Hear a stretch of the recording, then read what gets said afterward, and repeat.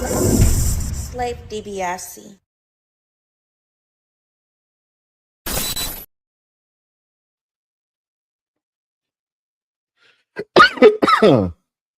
Okay. Yes, Sirski. All right, y'all. Welcome to another live 420 sesh episode of What the Offenders Initiative podcast. I am your illustrious host, Slave DiBiase, aka Tony Spark, aka Slave Daniel Richards, aka Victor Von Slay, and we are here yet again for another good sesh, man. Y'all could have been anywhere in the world, but you're here with me for your 420 sesh. So get your good bowl, get your good lighter, get your good blunt, whatever kind of cigar you like rolling up. Get, you know what I'm saying? Get everything that you need. Get as they say in the culture over there, get your non-meaneries together and all of that. Cause we going on a little wild ride. Now, if y'all know, just like I know, every Sunday, except for last Sunday, we watch Game of Thrones. That's what we watch on Sundays. You know what I'm saying? Shout out to HBO Max. Got that on deck.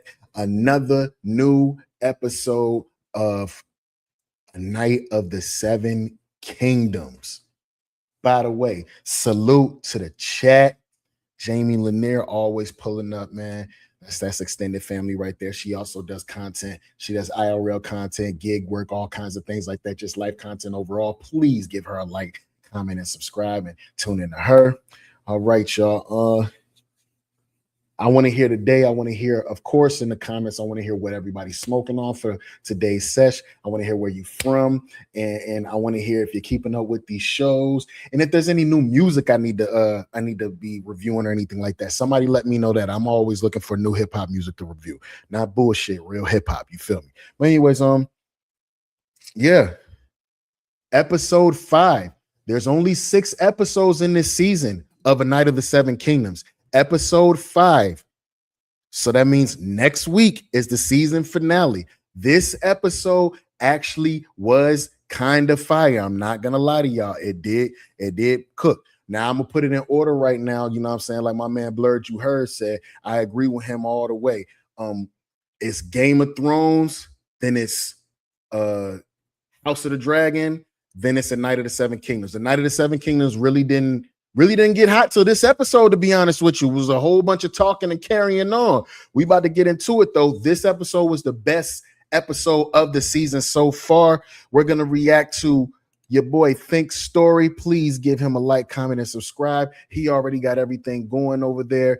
And let's get to it.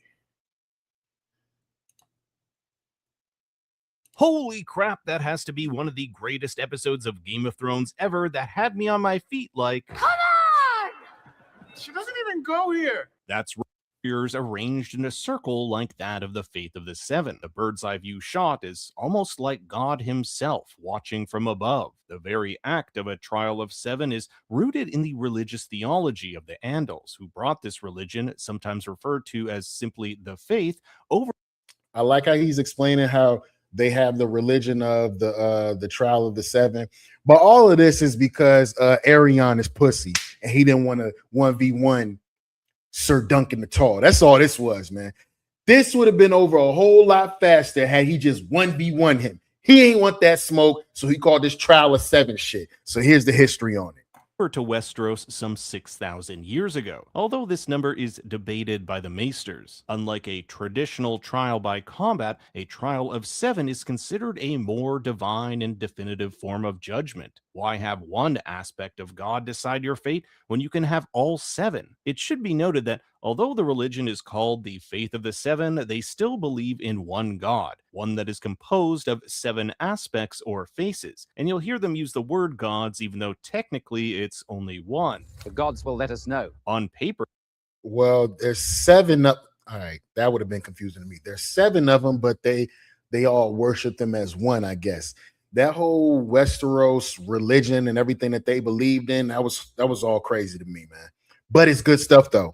The Targaryens have followed the faith of the Seven since Aegon's conquest over 200 years ago. He knew that it would be easier to rule the Seven Kingdoms and receive support from the High Septum if they converted from their traditions of Old Valyria. Behind the scenes, though, the Targaryens maintained several of their old religious customs, such as incestuous marriage. In House Have we seen any incestuous stuff this damn season? No, but it's been like spoken on, which is just nasty in itself. of the Dragon, Daemon and Rhaenyra Targaryen engage in a traditional Valyrian wedding, complete with blood bond, high Valyrian vows, and marking each other's foreheads with blood. This was done. Don't dress that up like this is all cool. That is an uncle marrying his niece. We not gonna excuse that. Y'all are nasty. The Targaryens are crazy motherfuckers, and they nasty. Far from the prying eyes of the common folk on the shores of Dragonstone. But back to this trial of 7. The last time we saw one was roughly 170 years ago, when King Maegor I took on a rebellious contingent of the faith to see who would rule Westeros. It was an absolute bloodbath, with Maegor being the only survivor, so you can see just how rare an event like this is. It's so rare that even Prince Maekar didn't know of it. Last episode ended with the reveal that Prince Baelor, first in line to the Iron Throne, would... Yo, when he pulled up on the last part of the last episode, mind you, he's a Targaryen. He's a Targaryen, basically, you know what I'm saying? He's fighting against his people on the side of Dunk. So he fighting technically in the family's eyes. He fighting with the ops. He on the ops side. You already knew this was finna get crazy. By the way, that armor with the dragon on the front, that shit's crazy. Fight alongside Dunk in this battle. It's a stunning twist that pits the prince against his own brother, nephew. Yeah, see? This is Prince Baelor's family right here. The accused. He's rolling with the accused. His family is the accusers. All of this just looks crazy. I just knew this was going to turn out way wilder, but it turned out way wilder than I thought it would, though. And 3 of his own Kingsguard. Baelor knew that Dunk was acting how a true knight should when he defended Tansel against Prince Aeryn's wrath. He also saw that Aeryn's actions, not only against Tansel, but by piercing Sir Humphrey's steed a day earlier, an action that caused the people to storm the arena, left a stain on the Targaryen reputation. So by joining the accused, he's attempting to prove that the crown stands for justice, not just the whims of princes. Right. Finally, as Baelor himself will know, I just was looking at it on some, he a stand-up guy. He's standing up for what's right. You did, in fact, you're trying to be a knight. Even though you're a hedge knight, you're trying to be a part of a real kingdom, a real house. You have to have some sort of integrity. You're saying your nephew ain't got no integrity, which is why he slid with the ops. I'm fucking with it, though.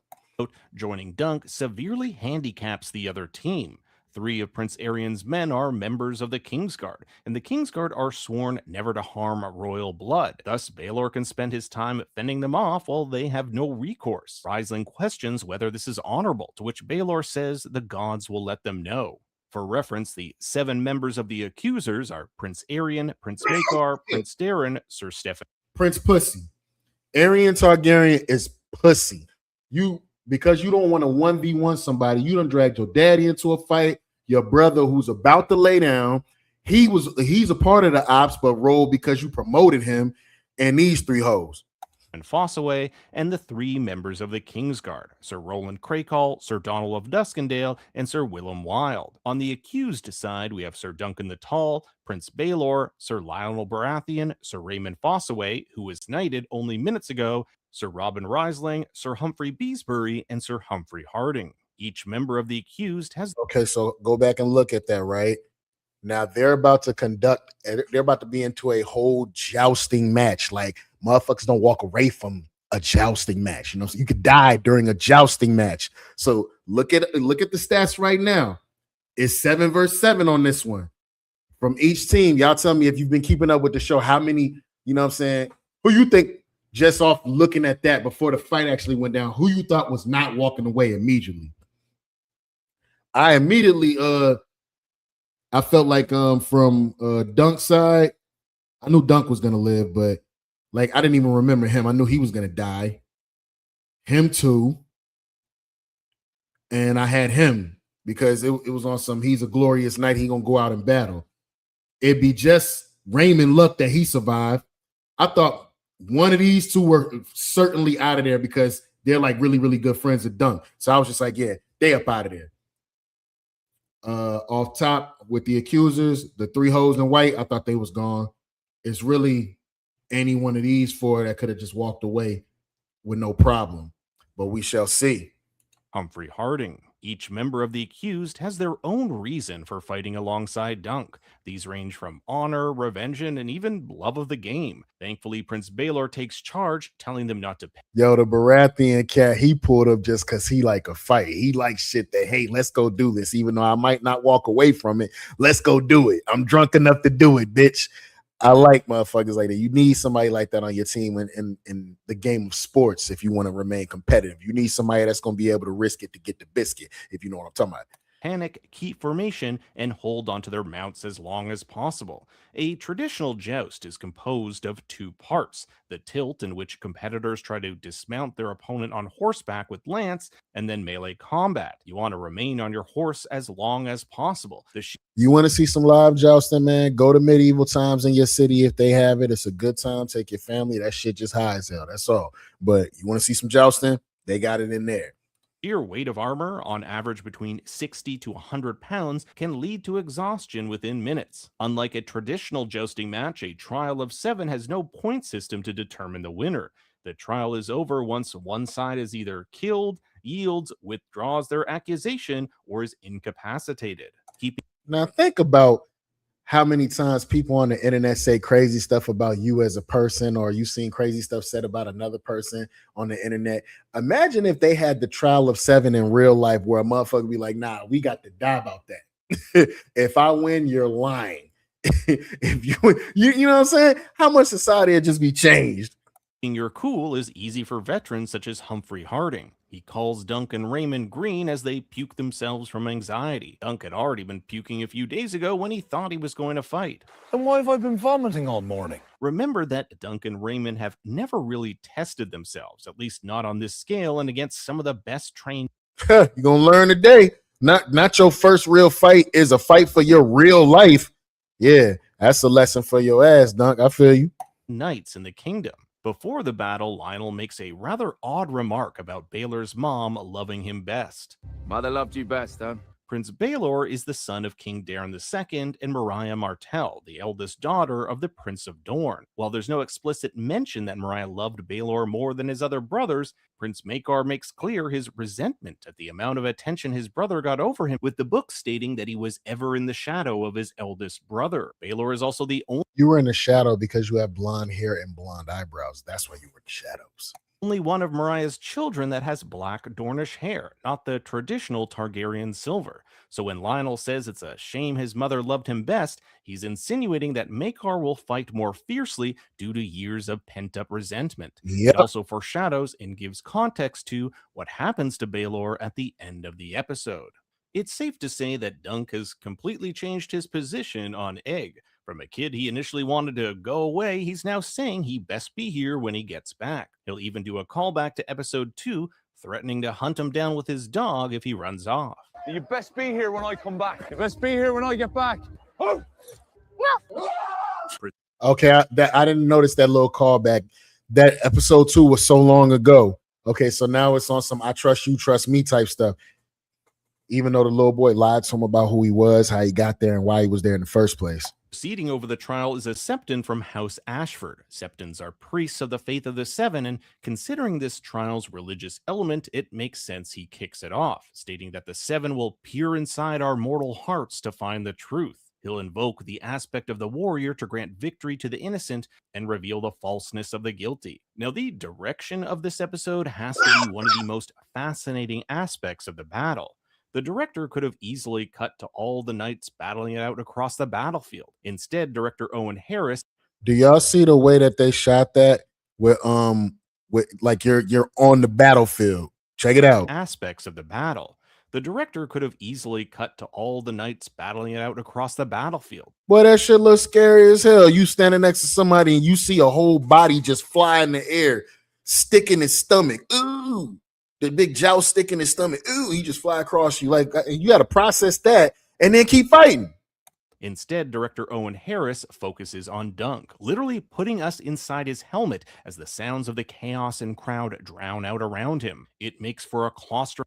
What they didn't let y'all know is when the Baratheon cat was asking everybody where they are. Right? Remember how he said Dunk and Raymond had never really been in a fight. Them two fools threw up at the same exact time. This is literally we might not walk back away from this. We might not go home after this. They both threw up.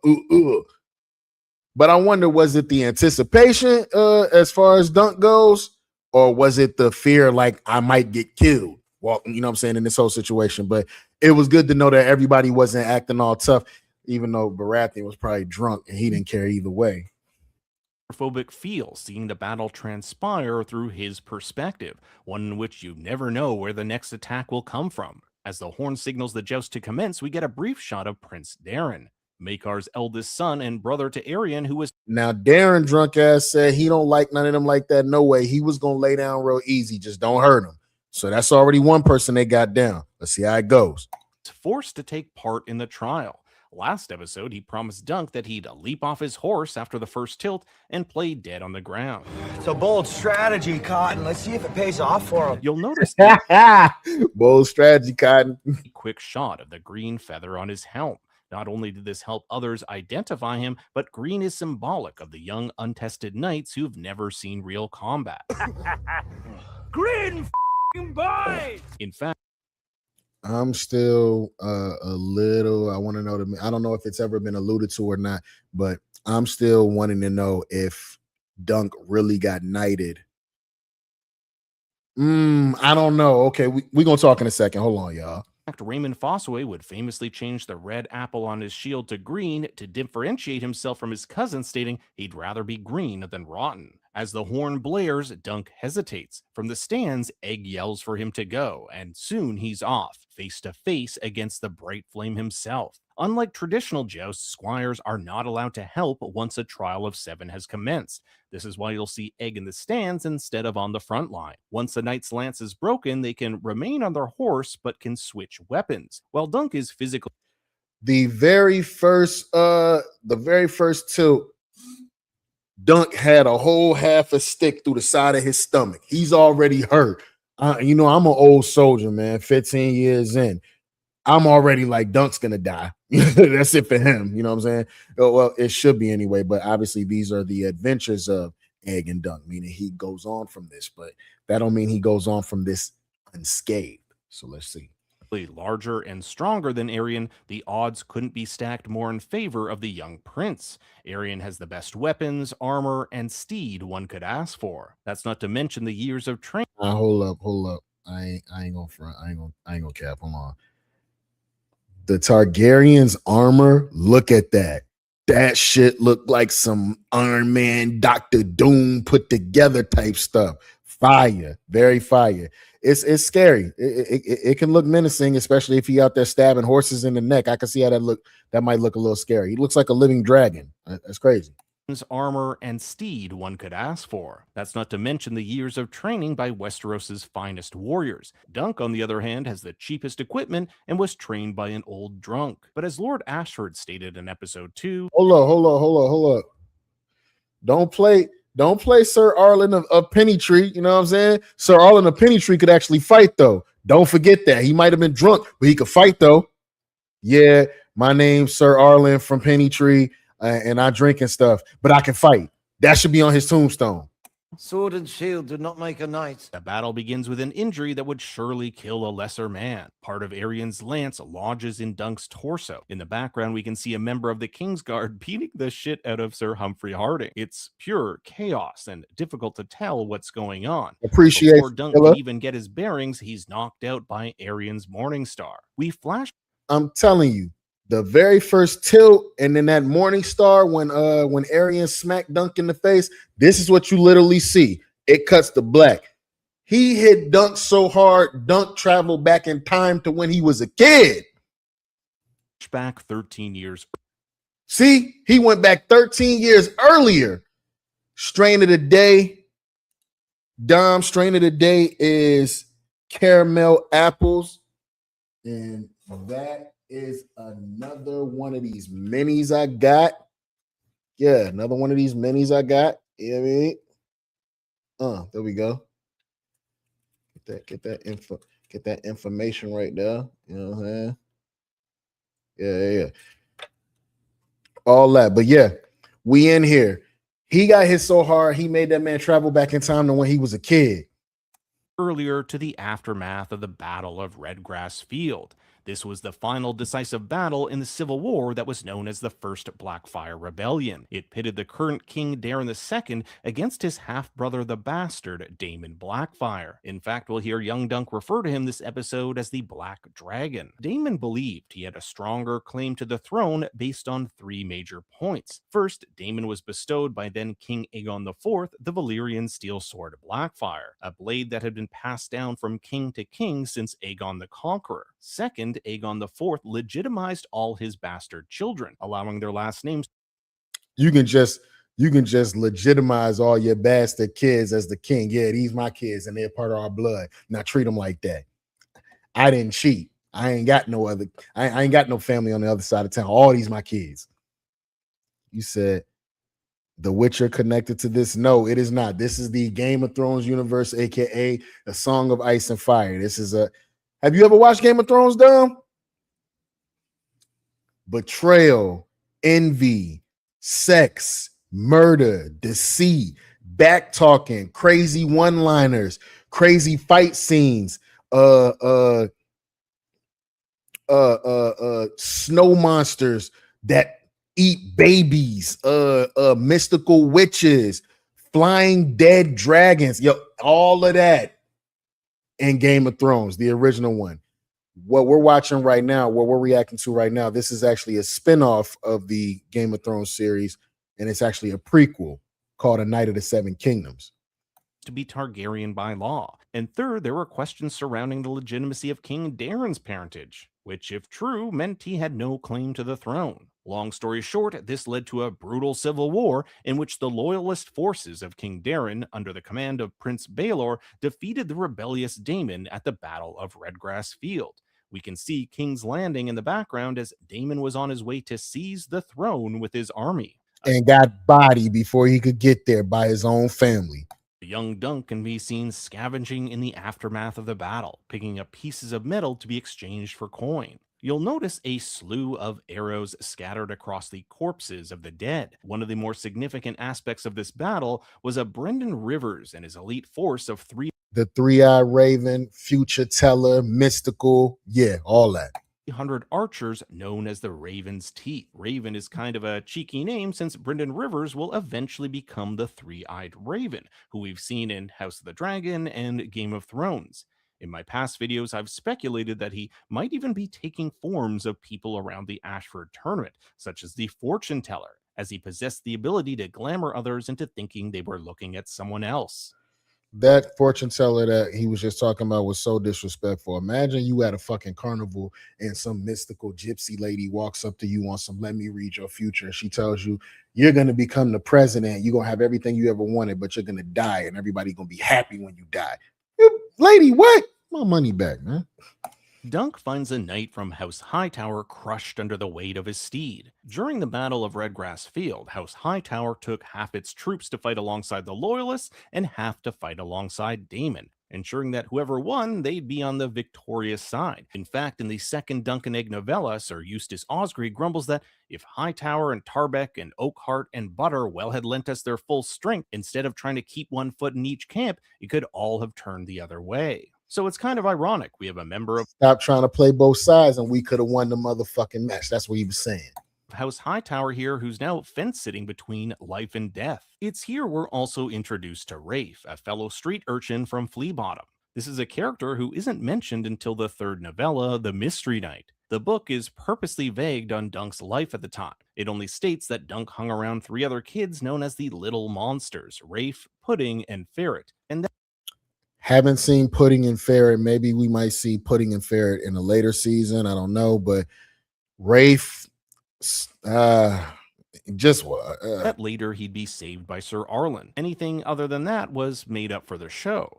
We'll hear Rafe mention Ferret and Pudding as they make their journey back to King's Landing. Rafe tells Dunk not to kill the crushed man as he could be used for ransom, but alas, he does not make it. She believes nobles ought to be given A horse fell on his entire bottom half. Of course he was going to die. I thought when they were pulling him from under that horse, I thought they was going to pull him apart.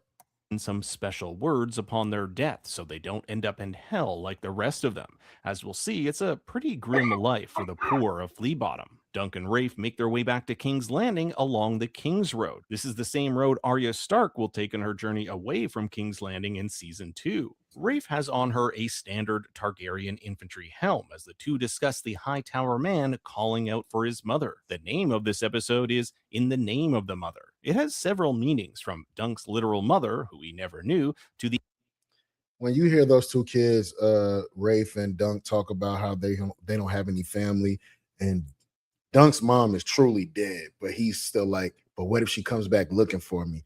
That might have been one of the saddest things I've ever heard. He knows his mom is dead, and he turns around and says, but what if she comes back looking for me? Man. The aspect of the mother from the Faith of the Seven. In fact, when Sir Arlen saves Dunk, he yells, "In the name of the mother, leave that boy be," the aspect responsible for the protection of the innocent. Along their journey, they see a body of House Stokeworth taken along the road. It's possible this is the body of Lord Stokeworth, who 3 years prior, Sir Arlen had bested in a battle at a melee at King's Landing. In fact, this is one of the ways Prince Baelor is reminded of Sir Arlen of Pennytree. He overthrew Lord Stokeworth in the melee at King's Landing. Flea Bottom is... I told y'all could say what y'all want about Sir Arlen of Pennytree. He might have been a drunk, but he could fight. Just as rat-infested as ever, as the wounded from battle use the streets as their own triage. This is where they meet a one-handed corrupt member of the City Watch named Alistair. You might remember it was Daemon Targaryen who once commanded the gold cloaks of the Watch, but this guy's cloak is so dirty it hardly looks gold at all. Alistair isn't in the book, and this whole story of Rafe and Dunk saving up to flee Flea Bottom was created just for the show. But I like that fool looks so nasty. He looks like the punk who should have never became a cop. the detail of this guy having one hand. It could mean he lost the other for stealing or even striking a member of the royal family. Rafe and Dunk received 2 Silver Stag coins for their scavenging, which is the 3rd highest coin denomination in all of Westeros. However, the smith won't take these Blackfire leather straps, which I interpreted as not being welcome in King's Landing. And just a little attention to detail here. I love the man writhing in pain as he's being treated to his wound. My man said, take your Blackfire leather and get the fuck out of my damn building. They were some kids, bro. He shoved them shits in their chest and walked the fuck off.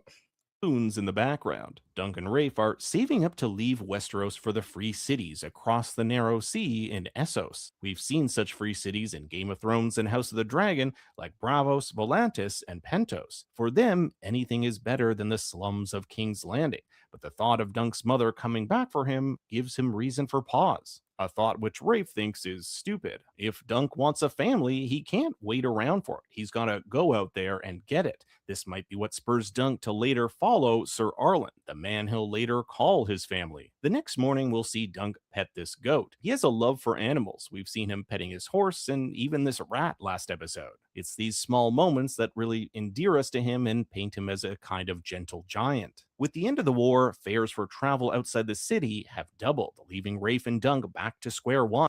They went up there to buy their little ticket to get on the boat to get out the city so that they can have a brand new life. And my man told them, and all they needed was 2 coins. He said, the price is double. And I was like, well, they have other money, don't they? No, those 2 particular coins that they had were hard to come by. Like he said, they're the most, they carry the most currency with those 2 silver coins. It's crazy. They're stopped by Alistair, who wants his ale skin back, something Rafe nicked off him a day prior. This ends up with him finding their stash of coin. They probably spent months, if not years, saving this up. So when Alistair decides to steal it, Rafe fights back and gets her throat slit. This is when Dunk first meets Sir Arlen of Pennytree. This man is totally intoxicated, and his rescue of Dunk is anything but a good example of professional swordsmanship. I don't care what y'all say. He cut one of them dudes' heads off in the middle of the fight, and he fucked the other one up too. Y'all can say what y'all want. He won the fight. Real, brutal, and dirty, mimicking the literal pigs alongside them. This gets at the root of Sir Arlen's knighthood. He's helping those in need because of his knightly duty. He's not seeking fame or coin. He literally kills these dudes and goes back to drinking. In almost every scene, we'll see that Arlen is drunk. If you paid close attention, you might have seen this small helm engraved by Sir Arlen's camp. In the book, Sir Arlen's nephew and squire at the time, Roger of Pennytree, was killed at the Battle of Redgrass Field, which happened just days prior. The purple flowers on his grave are the same kind Dunk leaves on Arlen's grave in episode 1. So it's very likely that Arlen uses drink to ease the loss of his nephew. A common theme of the episode is not being there to protect those in need. This is why Dunk apologizes to Rafe after her death, and why he'll apologize to Prince Baelor as he collapses to the ground. It's also the catalyst for him wanting to become a knight. Perhaps one day he can help the innocent like his hero Sir Arlen. With a gash in his leg from the corrupt watchman, Dunk follows Sir Arlen. We'll see more star and large tree motifs. Yeah, so when Dunk was trying to get away, one of them cats stabbed him in his leg with a spear, and he's just walking around with that open wound, just crazy open. The boy was following him up hills and valleys and all sorts of stuff, just following the man. One-legged in the motherfucker.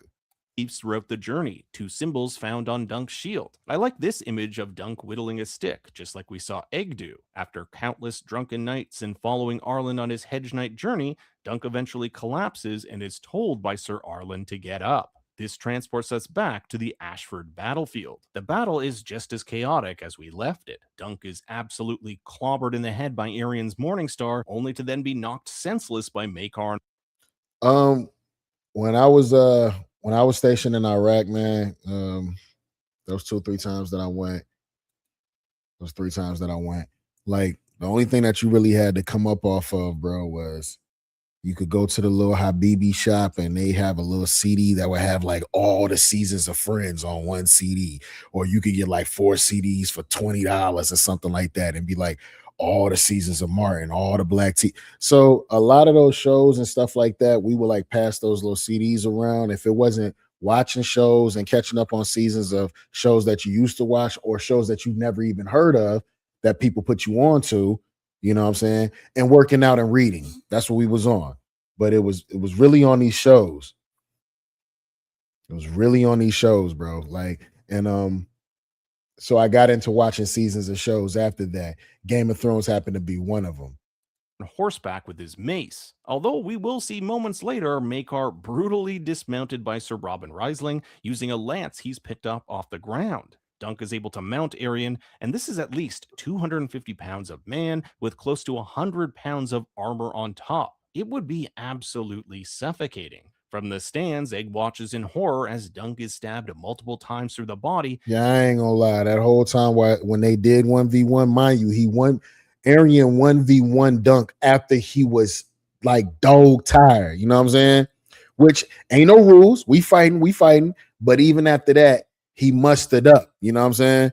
He stabbed Dunk repeatedly in that fight.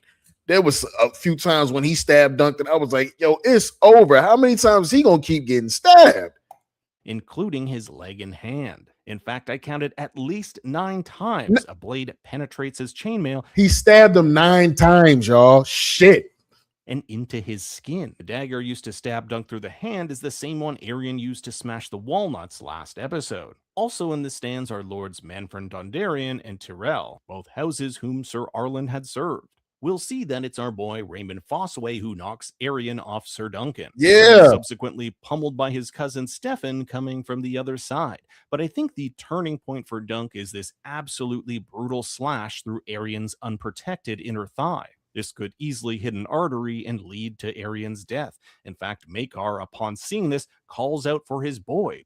He did. He ran out, and Baratheon and Rob, yo, they held him back because he was about to go jump on Dunk. Like, nah, he's about to kill my boy. Nah, your boy started this. You don't ask for the trial of 7 and then hoe up after that. Just he got a little cut on his leg. You got to deal with that. but he's held back by Sir Robin and Sir Lionel. And check out the broken antlers on Lionel's helm. Dunk is absolutely drained and collapses. Arion calls for him to yield as Dunk nearly passes out. If Dunk is incapacitated, the accusers will win and he will be deemed guilty. And my man fell over. He had a closed eye. He stabbed up. He was spitting up blood, so you know that he already messed up. You spitting up blood. I always looked in the movies and the TV shows. If you spitting up blood, you out of there. You know what I'm saying? So, in fact, Arion calls out that Sir Duncan is dead, prompting the hornblower to almost end the trial before the voice of Sir Arlen rouses in Duncan the power to get up. Even the entire crowd cheers him on. Dunk gets Arion to the ground, and there's something ironic about the shield that's supposed to protect the prince being used to beat him to a pulp. We'll see his helm flip open, revealing his bloody, carved, dragon-like teeth. It is in this moment, bro, he was about to beat the life out of Arion. If Arion wouldn't have stopped, he's like, yo, wait, stop. He was like, you done hit me enough. I yield. Please, I yield. Don't hit me no more. I yield. Yo, Dunk wasn't going to stop until he beat the blood out of this guy, man. Prince or no prince. He was about to die. That Arion yields. As Dunk drags him over to the nobles, we can see a few battles in the background. Maekar takes on Robin Risling and Lionel Baratheon as Raymond confronts Stefan. But when Arion officially withdraws his accusation in front of the nobles, the horn is blown and the trial is over. And I love how Dunk just tosses him aside like trash. Because he a hoe, that's why. Definitely toss his ass to the side. All this craziness and you done got folks killed. You could have just 1v1 me and we'd have got this over with. Yeah, you was over there beating on that girl and I stood up for her like a knight's supposed to, which is why I say salute to Sir Dunk for standing up for what's right. The episode's final scene shows Steely Pate and Raymond taking care of the savagely wounded Dunk. In fact, that initial lance wound drove the rings of this chainmail deep into his flesh, and Steely will need to cut the mail right off him. Oh, that's gonna hurt like a motherfucker. Although the accused were victorious, they sustained the most deaths. Both Sir Humphrey Harding and Sir Humphrey Beesbury, the two brothers-in-law we saw. I told you they was gone because I didn't even remember them when they joined the damn team. I told you they was going to be gone. On the Battle of the Humphreys from episode 3, perished in the first charge. In the book, Sir Beesbury is said to have been killed by Donal of Duskendale. Darren is said to have sustained a broken foot after his horse stepped on it. And Sir Willem Wilde, one of the 3 members of the Kingsguard, was carried from the field, unable to feel anything. I told you, the hose in white was going down. The 3 Kingsguards, I knew they was out of there because they acted too tough. They armor was too pretty. They Snow White armor was too pretty. Y'all ain't never put in no real work dressing in all white. Oh shit. In walks Prince Baelor, and even though Dunk is in tremendous pain, Dunk kneels, telling the prince, "I am your man." This is the equivalent of a formal offer of service. While Dunk has no lands and no master, he's offering Baelor the most valuable thing he owns, his life and his skill in combat.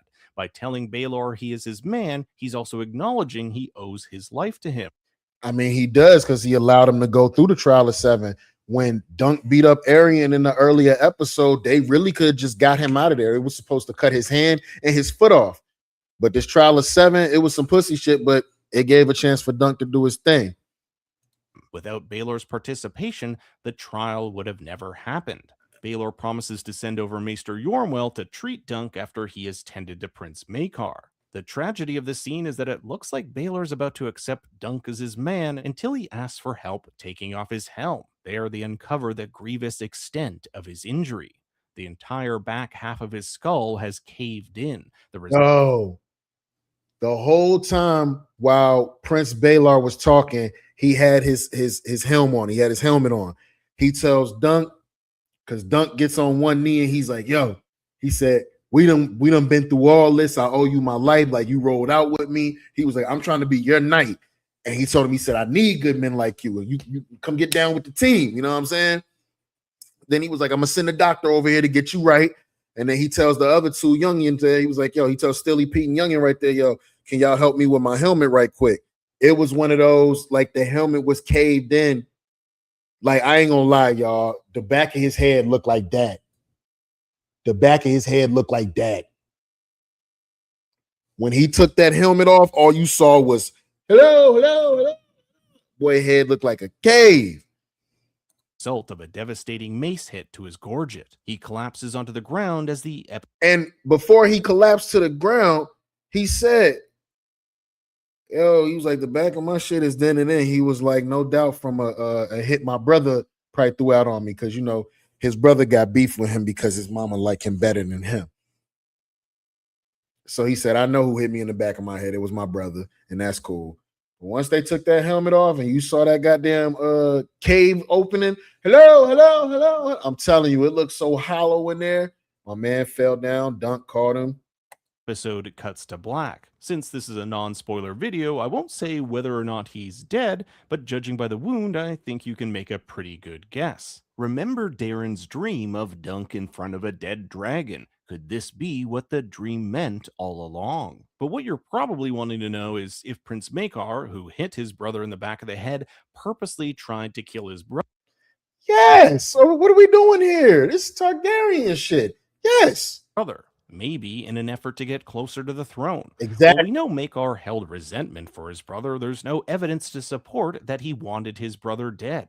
In fact, there's evidence to the contrary. Maekar never wanted Aerion to have a trial of 7 in the first place, and when Baelor reveals himself to fight alongside Dunk, Maekar wonders if his brother's taken a leave of his senses. Maekar never wanted to battle his brother, let alone kill him. And even if it was on purpose, that still leaves 5 others ahead of him in line to the throne. That's because the royal family uses a system of succession called primogeniture, meaning the eldest male child succeeds the throne. This is in contrast to what Viserys Targaryen tried to do with Rhaenyra over 100 years ago by having his eldest daughter take the throne. That system was called absolute primogeniture, and it's what the British royal family currently uses. Well, I mean, if you go and look at House of the Dragon, who's sitting on the throne right now? Don't worry, I'll wait. If Baelor is indeed dead, it completely changes the history of Westeros. It also means Egg is one step closer to the throne. But what does this mean for Dunk? He's been cleared of guilt, but what will become of him? No doubt he'll be known as a legendary knight after this battle, but at what cost? Will he continue on as a hedge knight, or perhaps take up service in some royal house? We'll just have to tune in next week to find out.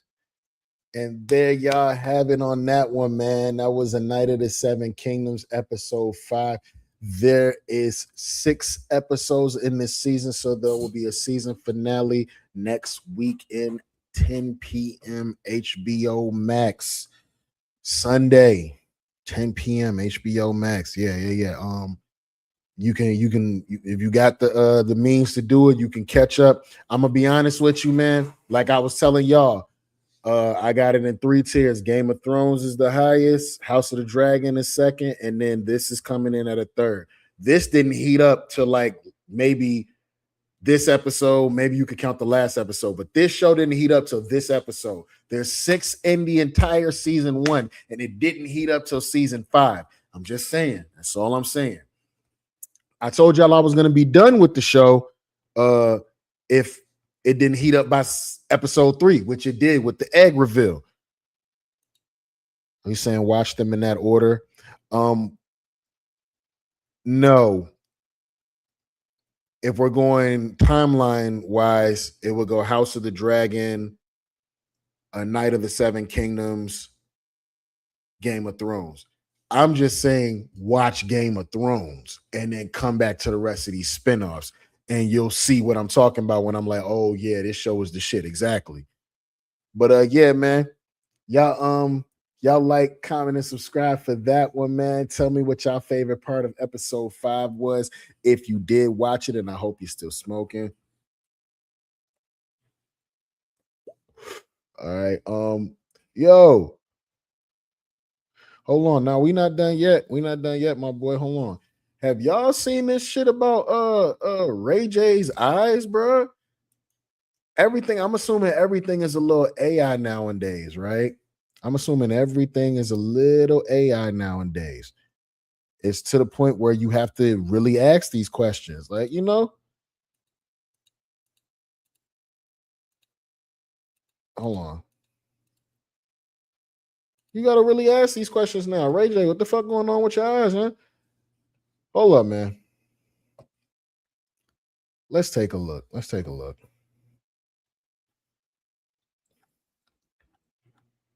I know I got it here somewhere. Here we go, y'all. Hold on, man. Hey, take care of yourselves out there. I want to show y'all this. Take care of yourselves out there, man.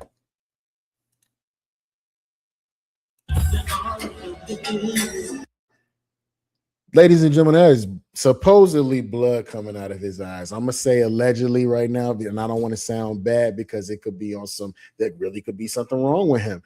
But I don't know. Are we saying Ray J might be doing this to get attention, y'all, or do y'all think he's really actually sick? Says Ray J confuses fans after he's seen performing with a heart monitor and blood coming out of his eyes following his recent health scare.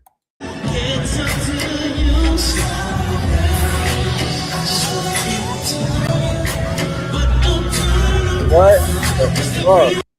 Ray J a vampire? Nah. And as a matter of fact, he one of them vampires from True Blood. They the only ones that bleed out of their eyes. Ray J a vampire.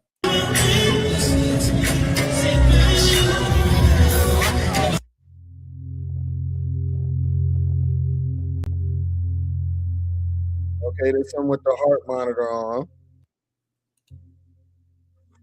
He around my way. He in Shreveport.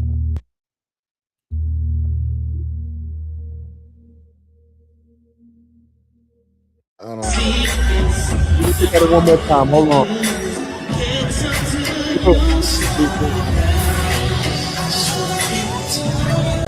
That's clearly blood, bro. Tell me he not one of the vampires from True Blood.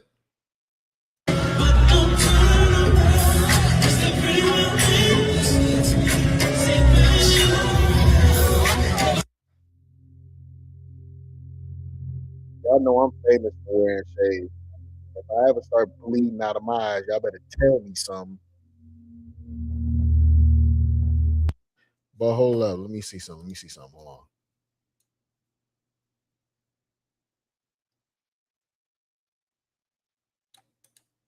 They're not going to post when I'm with at the Norwood Kids Foundation or our Norwood Foundation for Kids. They're not going to post me as a dad. They're not going to post. But if he said, I figured out the algorithm. If I crash out, if I lose it, I'm going to go viral every time. And every time my viewership is going to go up, the clicks are going to go up, and that turns into money. Right?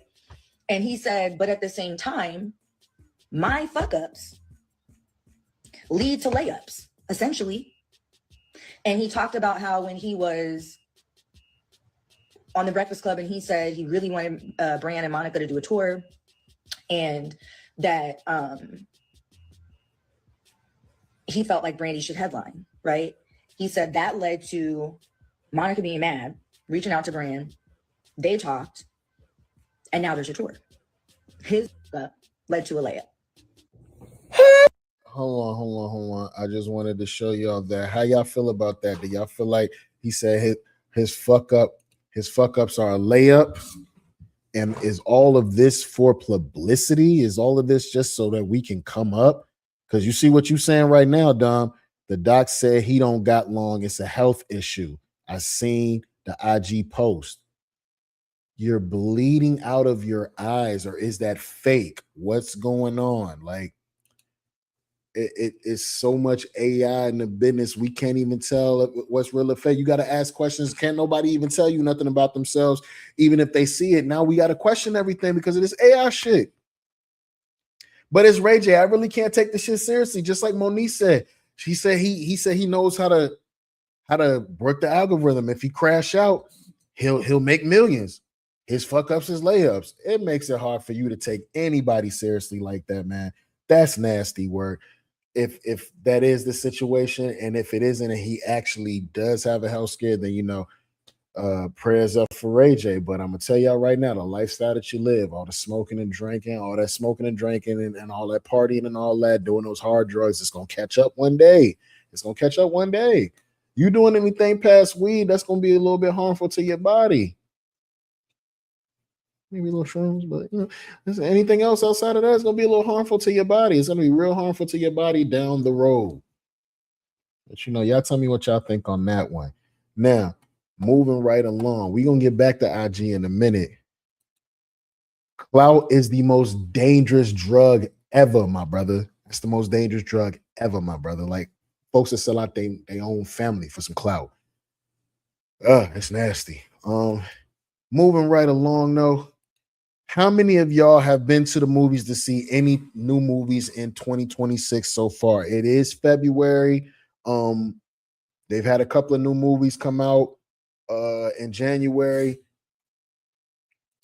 Have anybody seen the movie Primate? Has anybody seen the movie Primate? I just want to ask that question because I'm gonna let y'all know right now. This was it mid or was it za? I need for y'all to ask me that. You know what I'm saying? I'm asking y'all that. Y'all can ask me that. Who's seen the movie Primate? It's about the killer monkey that was on the island with the folks in the water, and he went crazy. I don't know if y'all seen the commercial on that. Y'all want to let's see if we can. Y'all want to check out a trailer right quick? Let me see. Let me see if we got a trailer.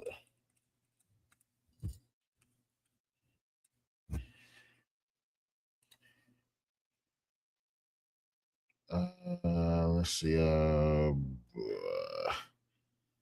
Let's do this one. And this is by way of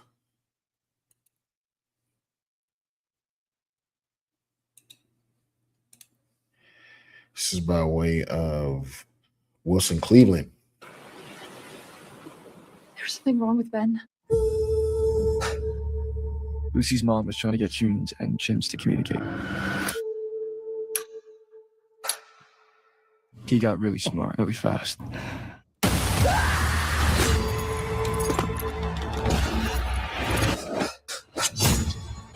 the pool! Ben can't swim!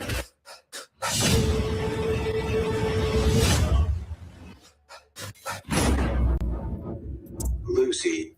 92 on Rotten Tomatoes. Bad. Why is Ben doing this? It's not Ben anymore. 911, what's your emergency?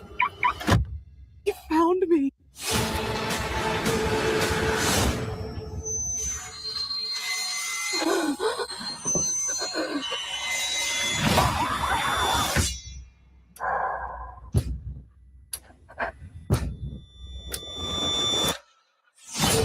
Primate. Who the hell has a pet chimp? Hey, buddy. January. You would think that ain't no way no monkey gonna get over on me like that. Shit. That's what you thought. When I tell y'all, hold up. My hand? He wants to shake my hand? Yeah. Ben was 2009 Randy Orton. He wasn't playing with a soul. Check up on your animals. If they get to acting all nasty and they get the rabies, y'all gonna know what to do from here on out, man.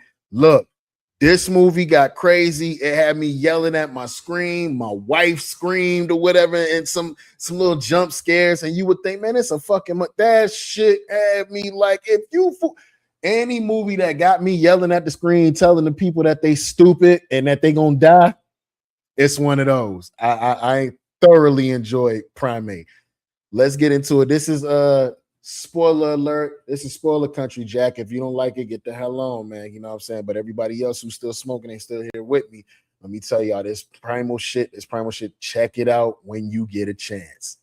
Listen, so Primate's my first horror movie of 2026 that has a killer chimp taking out the family that adopted him when he gets infected by rabies. Nope. Now, at one point, there was another horror movie that was like a Megan spinoff named Soulmate that was supposed to come out alongside Primate, but I don't know, they didn't want movies that rhyme together to be out. So now that one doesn't even have a release date.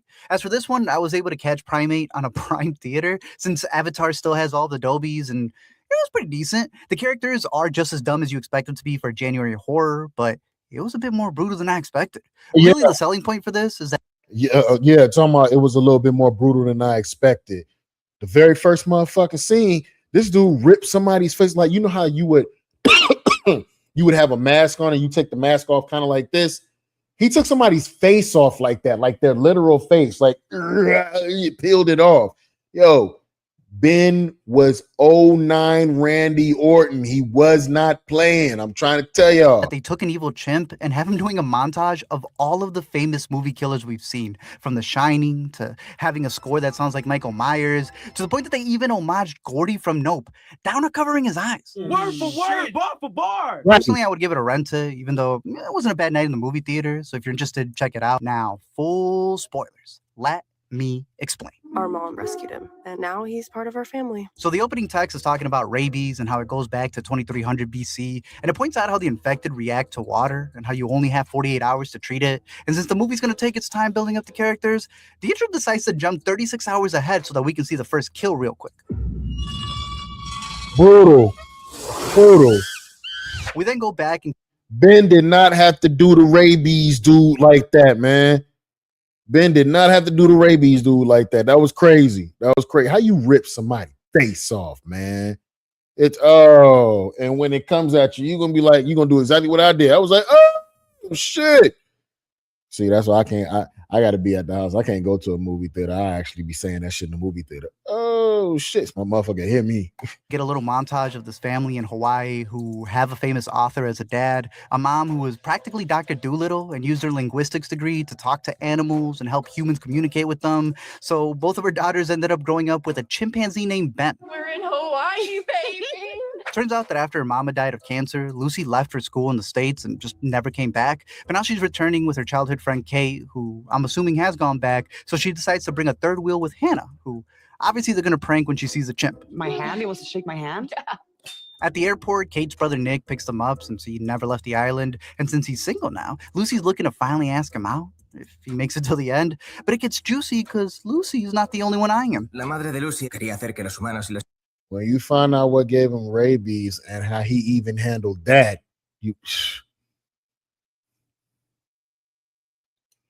that boys, I don't care, spoil it for me. All right. Entonces nos comunicásemos. She catches up with her dad, who's going to be gone for his book tour since they're turning it into another movie. And having Oscar winner Troy Kotsur in this role, I thought was really interesting because they're able to play with his perspective and do some scenes completely silent.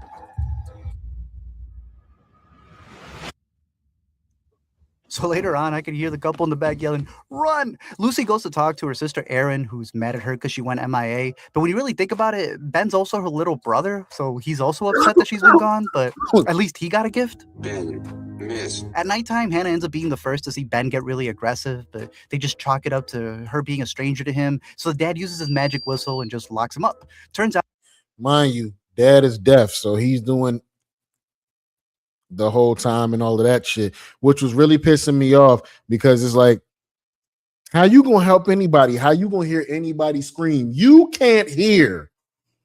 Out that he did get bit by a mongoose, so the dad sends it to the vet to get tested, but Ben's being a little bit of a liar to him. Ben got bit by a mongoose. Ben rips the mongoose to shreds. Dad takes the mongoose, sends it off to his friend, his scientist friend, because Ben like tells the dad, like, yo, check out my arm, like I'm hurt over here. And you see he got this little bite mark on his arm and it's starting to get pus in it and all that nasty stuff. So he's already infected with rabies from the mongoose. You have a certain amount of time to, you know what I'm saying, inject that shot into the animal that's infected before, like, I mean, it happens immediately before they start to get feral and it gets nasty, as we soon gonna see. And tells him that he wasn't being a curious George in the neighbor's yard when he clearly was.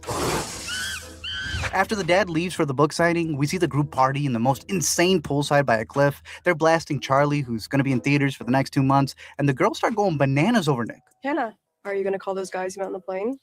The ones you said you liked? We then go back to the intro scene since it's been 36 hours, and we see Ben take out his handler who came in to check on him, and it's nasty. He took his face. I can still see it. Kate then wakes up. You see what he said? He took his face off. I can still see it. Oh. To find Ben foaming at the mouth in the kitchen with his bear looking like it just went through the Revenant. There's something wrong with Ben. Their first idea is to tie him up, which, Ben's not stupid. He is jealous, though. Yet in the process of getting the rope, Nick makes the most noise possible, setting him off. They realize the handler's missing as Benjamin goes bonkers and bites Lucy's little sister. So Hannah yells. He took a chunk out of her like one of them zombies off of Walking Dead or World War Z or something like that. He took a chunk out of her leg like that when he bit her. I said, damn, y'all just got this around as y'all pet? To shoot it immediately. Immediately? We don't have enough token black people that black people enough in these scary movies anymore, y'all. I'm thinking because it's the 2020s and all of that, like they trying something different, all of this different shit. Why not, instead of the black person dying first, why not we have the black person actually be a black person in the movie and say, yo, the killer monkey in here, bitch, I'm out. I don't know which way y'all running. Let me know so I don't run over your ass. One of those type things. We don't have enough of that in these movies, man. Nah, we still got us getting killed first. Yo, no. Immediately? They all then jump into the pool since Ben can't swim, and they all read the opening text. But Lucy's sister starts questioning if she's infected too. Well, I'm looking at everyone trapped in the pool, swimming in her blood like, y'all gonna get it too. In the pool! Ben can't swim! The thing with chimps is that they can't climb, so Ben makes his way around the pool to the ledge where Nick gets the brilliant idea to stiff arm him off, only for Ben to throw Nick 47 meters down. And they show him get crushed head first. Oh, he ain't have to make that sound. Oh, when I saw it, that's exactly what I did. That boy head said, he. I said, no. He turned that boy head into a cereal bowl. And this sick chimp laughed. After a while, Lucy decides to sneak out of the pool because it looks like Ben is zoning out, and she's risking her life for a floaty for her sister. She then tries to double back to get her phone, but it's a horror movie, so of course it starts ringing right at that moment. But with a quick distraction from Kate, she's able to take it and make it back. Try recent calls. Yes, it's ringing. So they seen some dudes on the plane when they were first on their way over to Hawaii to go kick it with the main character's father. And of course they gave the boys their number. The boys just called them. They talking about, we need some help. He's like, what, you need help getting laid? Real greaseball like and all that. And it goes down. The only call they're able to make before dropping it is to the frat boys that they had met earlier at the airport before Ben climbs on the lights and yanks Hannah's hair, almost scalping her. Bro, when you see him yanking her hair up, you start seeing the piece of her scalp come with it. I was like, oh shit, he's strong as fuck. Y'all are just letting look. They just sitting up there watching it happen. I have the perfect still right here. Ain't nobody punch Ben in his face. Ain't nobody swat at him. Ain't nobody do nothing. Yeah, this chimp's no chump. It's not Ben anymore. We then see the dad at the book signing, which again zones out the sound. But it's here where he gets the text from the vet confirming that the mongoose has rabies. This fool is about to tell her there is no rabies in Hawaii. She's a fucking vet. How you gonna tell her? Are you sure? Nah, it's like telling the doctor, are you sure? And it's the first case of it on the island, so the dude leaves the signing and books it back. Lucy, bad. Ben then disappears, so Lucy and Kate get out of the pool to go find their phones, but this dude can be anywhere. They end up finding the phone in the living room, but Bigfoot Lucy over here decides to step on everything, causing the TV to turn on. He called her Bigfoot Lucy. Hey, she was stepping on every fucking thing you possibly could to have somebody give away position. Now, I will say this was one of those bullshit scary movie parts where it's like that's written a little crazy because their whole mission on this part was them going into the house to go grab a phone so that a working phone so that they can actually call 911 and get somebody out there to help them from the killer chimp. You know what I'm saying? After they make all this damn noise, my first reaction is let me grab the phone and we running our ass back to the damn pool right quick. We gonna get in the pool, put your hand up, get in the pool, goddamn, and we gonna make the call. Nah, of course, this is a horror movie. Why would anybody do anything smart? On at full blast to Dora. Obviously, that causes Ben to bust in like the Kool-Aid Man and turn it off, and then starts creeping on them in the closet where they're hiding. And this is where you start seeing some of the big horror homages. He's doing the Shining bit through the door. They're sprinkling in a little aliens in Jurassic Park. The director had mentioned calling out Friedkin, and even shouts out Mary Lambert, who directed one of his personal favorites, Pet Sematary, by naming the vet Mary and the handler Lambert. Like I mentioned, that music sounds just like Halloween. But then you have to add the practicals to it, because it turns out that Ben is a guy in a suit. Pretty much. Yeah, I could tell that. Ben moved too damn fast. Ben was too damn strong. I said, this got to be a mixture of like CGI, real chimps, you know what I'm saying? Maybe a dude in a suit or whatever. I said, because Ben's strong as shit. They claimed that they didn't use much CGI and instead had puppets for the close-ups of the face and a movement actor named Miguel who was in a chimp outfit. And this closet scene would have been the first time that the actor saw him face to face. It's also interesting because of the director's love for Stephen King's Cujo, about a Saint Bernard that gets infected and just starts killing people. And so he wrote a script. Nah, I ain't gonna lie, right? When Ben first started tripping, the girl that's there as a guest, she said, don't nobody got a gun so we can put Ben ass down? Everybody's like, what are you talking about? What are you talking about? That's Ben. You're going to shoot Ben? Yeah, we're going to shoot Ben. What is you talking about? Ben foaming at the mouth. He biting people. We're shooting Ben. Hell. I bet you if everybody would have did what needed to be done in the very beginning, none of the other stuff would have happened. But I love that it did. I love horror flicks. 15 years ago, all set with a group being stuck inside of a pool in order to survive. And I haven't seen one of his last ones, Strangers Pray at Night. Pools are his setting of choice. Eventually, he updated the script to be a chimp since, primates are in right now. But it kind of goes deep, especially if you take a lot of the things that Nope was talking about. Because not only is it homaging the classic cinema killers, but it's also homaging some of the first films shot in the U.S. called Monkey Shines that captured a figure in motion. That eventually inspired George A. Romero's movie about a smart service monkey that loses it. So, one, I really got to finish that Nope video. And two, it's a nice shot. Definitely called the wrong people. I'm trying to figure out why nobody called 911. I'm still trying to figure that out. Shout out to cinema and horror. Not only are the most famous killers referred to as rabid animals, but making the chimp a guy in a suit adds to the similarities and makes him feel human, like on purpose. He becomes a true primal killer.